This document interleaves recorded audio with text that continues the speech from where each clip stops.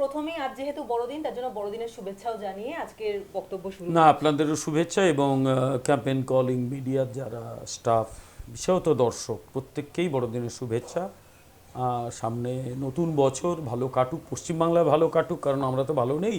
পশ্চিমবাংলায় ভালো কাটুক, আপনাদের ভালো কাটুক। আপনাদের তো খবর সংগ্রহ করতে গিয়ে নানা বিপদের মুখোমুখি হতে হয়। আশা করব আগামী বছর কোনো বিপদের মুখোমুখি হতে হবে না, দর্শকরাও ভালো থাকবেন, সবার ভালো হোক। যে বিষয়টা নিয়ে প্রথমেই আসবো সেটা হলো, গতকালই ব্রিগেডে লক্ষ্যকণ্ঠে গীতা পাঠের অনুষ্ঠান হয়েছে, যা নিয়ে সারা কলকাতা সরগরম ছিল। কিন্তু এই যে ব্রিগেডে লক্ষ্যকণ্ঠে গীতা পাঠের যে অনুষ্ঠানটা লক্ষ্যকণ্ঠ যে বলা হলো, সত্যিই কি লক্ষ্যকণ্ঠ হয়েছিল? এবং দ্বিতীয় প্রশ্ন যেটা, সেটা হলো যে এই গীতা পাঠের আজকে কি প্রয়োজনীয়তা আছে আজকের সমাজে, কি মনে করেন আপনি? 1 লক্ষ লোক হয়নি, 1 লক্ষের বেশি লোক হয়েছিল। আমি তো বলছি না 1 লক্ষ লোক হয়নি, তো 1 লক্ষের অনেক বেশি লোক হয়েছিল। এবং স্টেজ থেকে 1,37,000 হিসেব করে বলা হয়েছিল।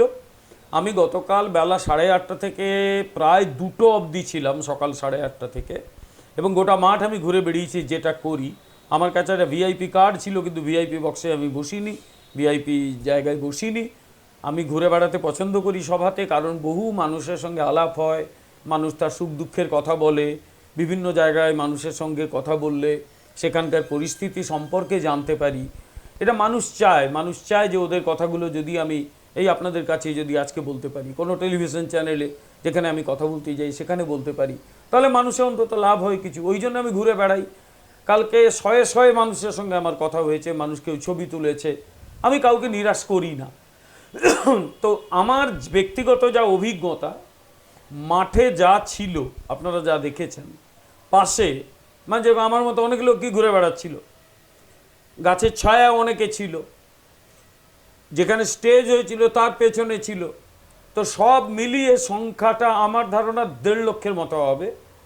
এখন মোটামুটি যা ড্রোন থেকে বা স্টেজ থেকে বোঝা গিয়েছিল, কারণ কি করে বোঝা যায় এক একটা এলাকায় কতজন মানুষ বসতে পারে, ওরকম এলাকা ধরা যাক একটা এনক্লোজার করা হয়েছে, এনক্লোজারে 5,000 বসতে পারে, সেরকম এতগুলো এনক্লোজার, এতগুলো মানুষ, সেইভাবে হিসেব করে, কেউ মাথা গোনে না, সেই হিসেব করে স্টেজ থেকে বলা হয়েছে 1,37,000। তো আমি মনে করি তার সঙ্গে আরও অন্তত 10 থেকে 15,000 লোক এদিক ওদিক ছড়িয়ে ছিটিয়ে ছিল। তো সব মিলিয়ে সংখ্যাটা নিয়ার অ্যাবাউট 1,50,000। তাই 1 লক্ষ নয়, 1.5 লক্ষ। এটা গেল প্রথম। এখন কাল থেকে সরগরম ছিল, তুমি যেটা বললে ঠিকই, এটা সরগরম ছিল এই কারণে, ফর দ্য ফার্স্ট টাইম এরকম একটা ইভেন্ট পশ্চিমবাংলায় হলো। অনেকে বলছে ব্রিগেডে কেন করা হলো, কোনো পবিত্র জায়গায় তো থাকতেই পারতো। এখন তার কাছে আমার প্রশ্ন, ব্রিগেড প্যারেড গ্রাউন্ড কি অপবিত্র জায়গা নাকি? কালকে শিক্ষামন্ত্রী একটা কথা শুনলাম, কোনো পবিত্র জায়গায় কোনো তো গীতা পাঠ হতে পারতো, গ্রাউন্ডে কেন? আমার বক্তব্য যে আমরা যদি ঈশ্বর মানি তাহলে এই কথাটা তো বলতেই পারি যে গোটা পৃথিবীটাই তো ঈশ্বরের একটা পবিত্র সৃষ্টি, সেখানে মাঠ অপবিত্র হয় কি করে? তাই ব্রিগেডের মাঠ আমিও মনে করি এই মাটি পবিত্র মাটি, সুতরাং ব্রিগেডের মাটিও পবিত্র মাটি, গীতা পাঠ করার কোনো ত্রুটি বিচ্যুতি হয়নি, ঠিকই আছে। 3 নম্বর যেটা গুরুত্বপূর্ণ বিষয়, যে এটা কিন্তু বিজেপি কোনো ব্যাপার নেই, এখানে বিজেপি আয়োজকের মধ্যে ছিল না। হ্যাঁ, বিজেপির অনেক নেতাকর্মী ছিলেন, আমি নিজে ছিলাম, তো আমি আমন্ত্রিত হয়েছিলাম। দ্যাট ডাজ নট মিন যেটা বিজেপি করেছিল, এটা অন্য সংস্থা করেছিল। এখন বিজেপির কর্মীরা তো জয়েন করতেই পারে, স্বাধীন দেশের মানুষ, আমরা জয়েন করতে পারবো না? তো তাহলে এটাকে নিয়ে এত চর্চা কেন? আমি দুটো জায়গা থেকে দেখলাম। তৃণমূলে একটা বাচাল মুখপাত্র আছে, 3.5 বছর মোটামুটি শ্রীঘরে ছিলেন, তারপর বেরিয়ে নানা রকম উল্টোপাল্টা কথা বলেন। এখন তিনি বলছেন এটা নাকি 3,700 কত। এখন ওর স্ট্যাটিস্টিক্স জানলে আমার ধারণা প্রশান্ত চন্দ্র মহলানবিশ আত্মহত্যা করতেন, তিনি আর আইএসআই বানাতেন না, বলতেন যে আইএসআইটাই তৃণমূলের লোকজন বানাক বা ওর হাতে দায়িত্ব দিয়ে দিই, ও যা স্ট্যাটিস্টিক্সের হিসেব দিচ্ছে। আরে 3,500 লোক ওই স্টেজের দুদিকে, স্টেজের পেছনে যারা ছিল, প্রচণ্ড মানে যখন রোদ বাড়লো তো গরম ছিল, অনেকে স্টেজের পেছনে গিয়ে বসছিল, আমিও অনেক স্টেজের পেছনে বিশ্রাম নিলাম, ওখানে 2,000-2,500 লোক ছিল। ওই স্টেজের বাঁ ডাইনে এবং পেছনের দিকে, ওটাতেই প্রায় 3,500 থেকে 4,000 লোক ছিল, বাকি সব তো সামনে। সুতরাং এই বাচালতা থাকবে। এবং আমার সবচেয়ে অদ্ভুত লাগলো, সিপিএমের কিছু নেতা, কিছু বামপন্থী নেতা কালকে লোক কত কম হয়েছে সেটা নিয়ে চর্চা শুরু করলো। ওটা নাকি কম লোক হয়েছে, লোক যখন উঠে গেছে সেই জায়গার ছবি তুলে দেখো ফাঁকা জায়গা। মানে ভণ্ডামি, অসভ্যতার একটা সীমা আছে। সাধে সিপিএম শূন্যে পরিণত হয়েছে। আচ্ছা লোক কম হোক বেশি হোক, লোককে তো গীতা গীতা পাঠ করতে হচ্ছে, তোদের এত জ্বালা হচ্ছে কেন? আমি তো এটাই বুঝতে পারছি না। আসলে কালকে এই গীতা পাঠের অনুষ্ঠান না সবাইকে চমকে দিয়েছে। চমকে দিয়েছে এই কারণে, দেখো যে মানুষগুলো এসেছে তারা জানে যে পশ্চিমবাংলা অত্যন্ত খারাপ ধরনের লোকের হাতে রয়েছে। গোটা সমাজ ব্যবস্থা রাজনীতিকে নিয়ন্ত্রণ করছে ভয়ঙ্কর কিছু লোক। ওরা সবসময় ভয় পায়, এই গীতা পাঠকেও ভয় পায়। ফলে তারা বাড়ি ফিরলে আক্রান্ত হতে পারে, রাস্তাঘাটে আক্রান্ত হতে পারে, এবং অনেক জায়গায় বাধা দেওয়া। কালকে তো লঞ্চ চলেছে বলে শুনিনি আমি। ফলে সব কিছু যতটা সম্ভব বাধা দেওয়া হয়েছিল। কালকেই হঠাৎ করে টেট পরীক্ষা 24 তারিখ কেন দেওয়া হলো?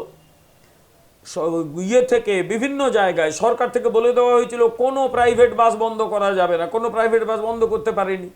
তারপরেও মানুষ এসেছে, দলে দলে এসেছে, বাড়ি থেকে মুড়ি বেঁধে নিয়ে এসছে, গাছের তলায় বসে বসে খেয়েছে, গীতা পাঠ করতে এসছে। তারপরে এখানে ইয়ে দেওয়া হয়েছিল, টিফিন দেওয়া হয়েছিল, কিন্তু মুড়ি বেঁধে এনেছে, বিস্কিট এনেছে, স্বামী স্ত্রী এসছে, বয়স্ক ভদ্রলোক তার স্ত্রীকে এসছে নিয়ে এসছে। হাওড়া থেকে আমার আলাপ হলো, রিটায়ার্ড টিচার। মুর্শিদাবাদের নওদা থেকে অনেকে এসছে, ইয়াং ছেলে মেয়ে, সেই কখন খেয়ে এসছে, খায়নি, কি আনন্দে এসছে তারা। একটা ধর্মগ্রন্থ তাকে ভালোবাসে তারা, একটা নীতিকে ভালোবাসে, একটা ধর্মকে ভালোবাসে, একটা মতাদর্শকে, একটা সংস্কৃতি, একটা জীবনধারা, হিন্দুত্ব, তার টানে এসছে। এবং এখান থেকে আমি বুঝলাম যে হাজার চেষ্টা করেও হিন্দুত্বকে ধ্বংস করা যাবে না। আওরঙ্গজেব, জাহাঙ্গীর ওরা পারেনি, সুলতান আমলে পারেনি, এরা তো কে না কে। হিন্দুত্ব আছে, থাকবে, চিরদিন থাকবে। মানুষের এই যে ভালোবাসা হিন্দু ধর্মের প্রতি, হিন্দু জীবনধারার প্রতি, এবং সর্বোপরি হিন্দুত্বের প্রতি, হিন্দু ভাবনার প্রতি, কালকে কিন্তু আমি দেখতে পেলাম। আমি কালকে সত্যি আমি মনে করি আমি ধন্য হয়েছি। আমি মনে করি যে এটা নতুন দিক দেখানো হলো কালকে। বহু জায়গায় যারা আসতে পারেনি ব্রিগেডে, নদিয়াতে দেখলাম, উত্তর 24 পরগনায় বহু জায়গায় স্থানীয় স্তরে গীতা পাঠের আয়োজন করা হয়েছে। এদের ভয় এই কারণে, এই তৃণমূলের কিছু নেতা, এই বাচাল কিছু মুখপাত্র, আর সিপিএমের কিছু অর্ধ অশিক্ষিত বা একদম ফুল অশিক্ষিত কিছু নেতা কর্মী, তারা এইসব যে পোস্ট দিচ্ছে, বোঝাই যাচ্ছে আসল জায়গায় ধাক্কাটা লেগেছে। বুঝে গেছে যে হিন্দুর জাগরণটা ঘটছে, ওরা ভীষণ ভয় পায় হিন্দু জাগরণকে। আর কালকে অদ্ভুতভাবে কংগ্রেস এবং বাম কি সংবিধান পাঠের আয়োজন করলো কালকেই কেন? আচ্ছা, আমার প্রশ্ন, ব্রিগেডের পাশে রেড রোডে অন্য একটি ধর্মের লোকজন নামাজ পড়তেই পারে, আমার কি যায় আসে? দিন তো এসব করো না। আজকে গীতা পাঠের সময় এরকম মাথায় এলো কেন? কোন দেশি ভণ্ডামি এগুলো? সুতরাং এই সিপিএম, কংগ্রেস, এরা প্রত্যেকে ভণ্ড। তৃণমূল তো একেবারে ওদের নিয়ে কথা বললেই সময় নষ্ট হয়, খেতে খাবার জোটে না। কিন্তু সিপিএম, কংগ্রেসগুলো, সেগুলো এক একটা ভণ্ড। সব ভণ্ডামির জবাব গতকাল মানুষ দিয়ে দিয়েছে। সুতরাং আগামী দিনে হিন্দুর জাগরণ কাকে বলে এরা দেখবে। স্যার, কালকের একটা অবস্থার কথা আপনাকে একটু বলি।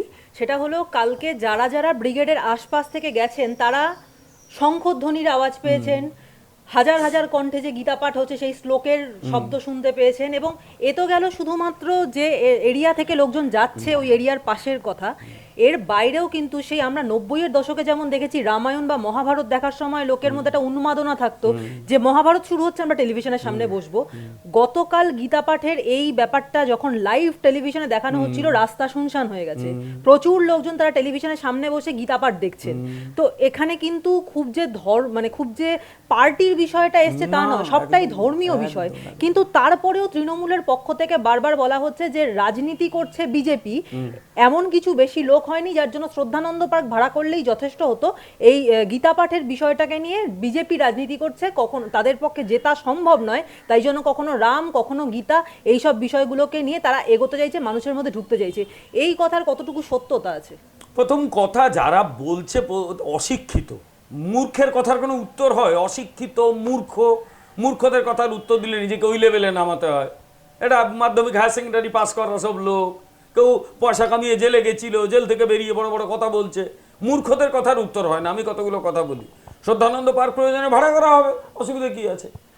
কিন্তু কালকে এত লোক এসেছিল, শ্রদ্ধানন্দ পার্ক কেন? কালকে ব্রিগেডটাই ছোট হয়ে যেত আর একটু হলে। কিন্তু কালকে লিমিটেড মানুষ এসেছিল। উত্তরবঙ্গ থেকে খুব কম মানুষ এসে, প্রায় আসেইনি। ম্যাক্সিমাম লোকজন কি এসছে? কলকাতা অ্যান্ড ইটস নেবারহুড, কিছু এসছে নদিয়া থেকে আর মেদিনীপুর থেকে। ম্যাক্সিমাম উত্তরবঙ্গ তো আসেনি। সব মানুষ যদি আসতো, কালকে ব্রিগেডের লক্ষ লক্ষ লোক আসতো।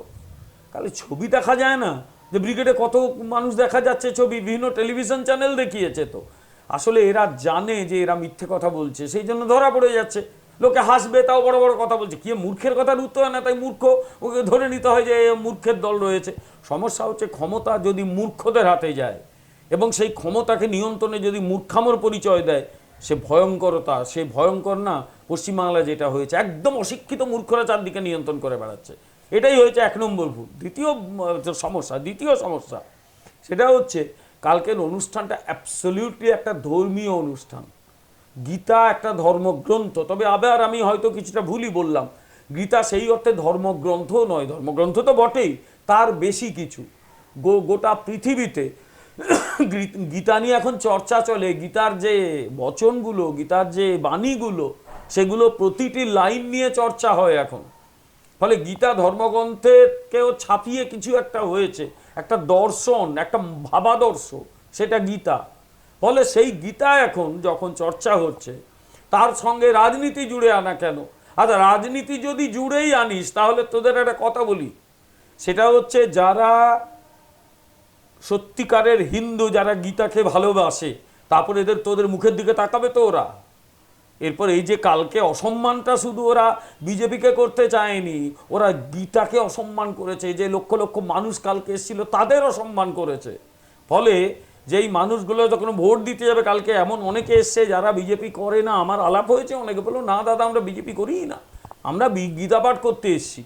সেই লোকগুলো যখন টেলিভিশনে গিয়ে দেখবে যে এই হচ্ছে, গীতা পাঠের বিকল্প হচ্ছে, কেউ বিকল্প করে কেউ কেউ অন্য কিছু করছে, কেউ প্রতিবাদ করছে, কেউ বলছে রাজনীতি হচ্ছে, আদৌ এদের ভোট দেবে তো?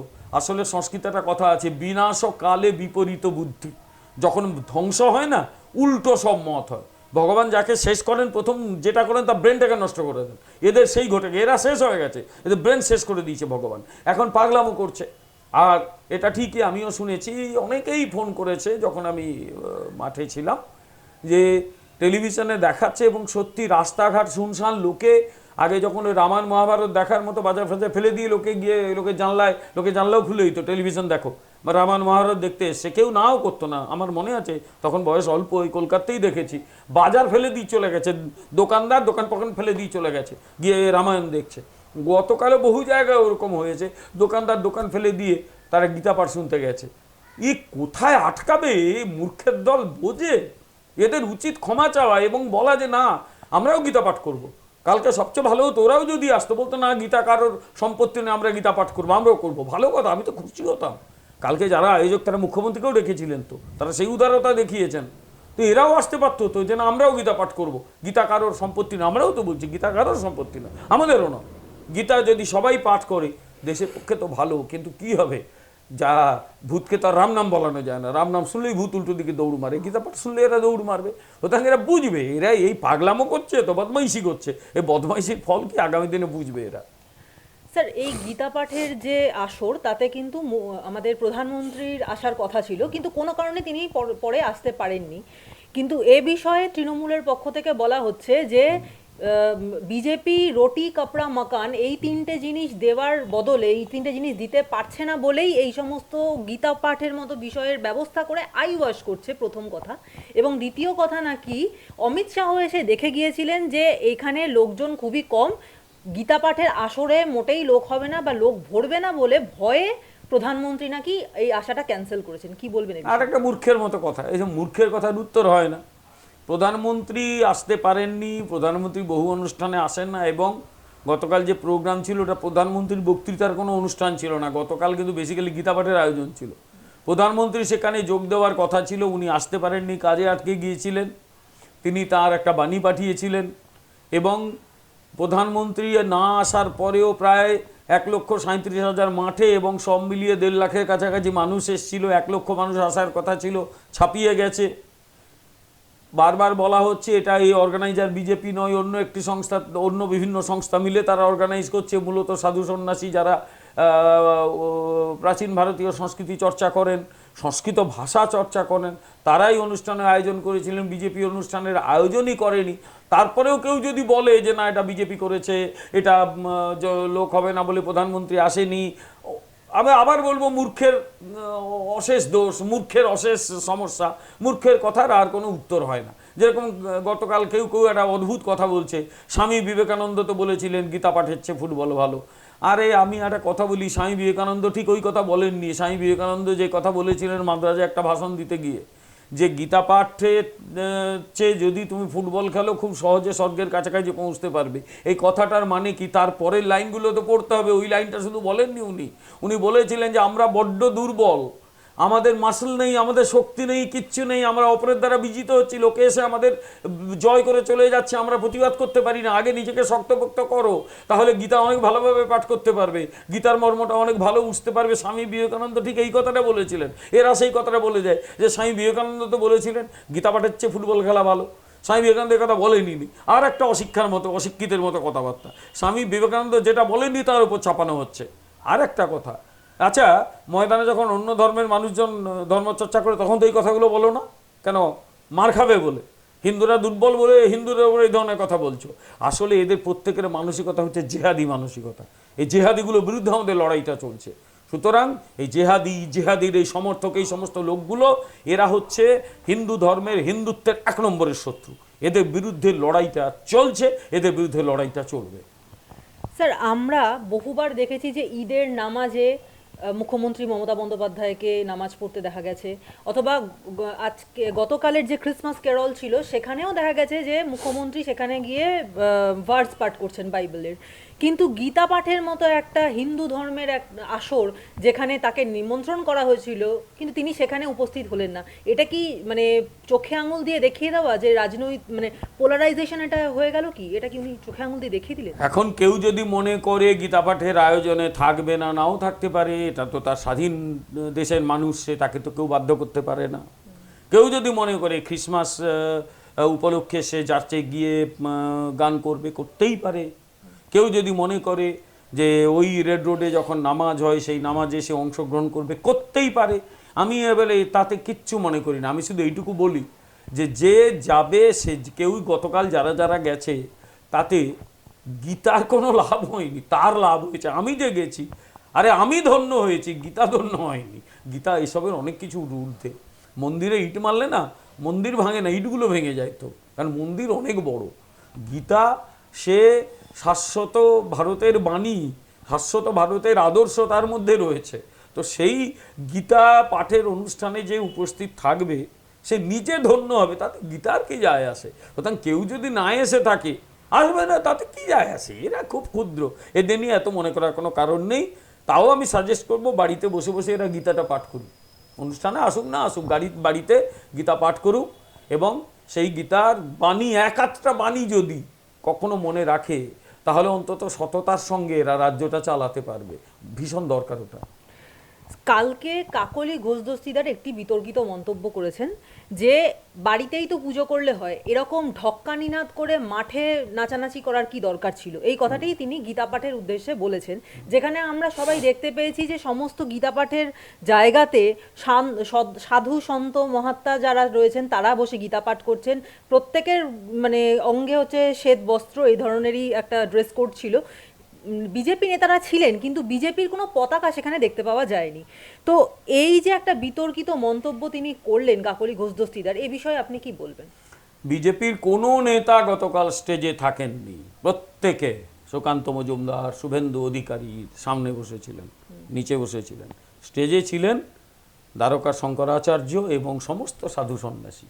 কেউ স্টেজে কোনো রাজনৈতিক নেতা ওঠেননি। এক। দ্বিতীয় কথা, গীতাকে নিয়ে মানে কালকে নাচানাচি কিচ্ছু হয়নি।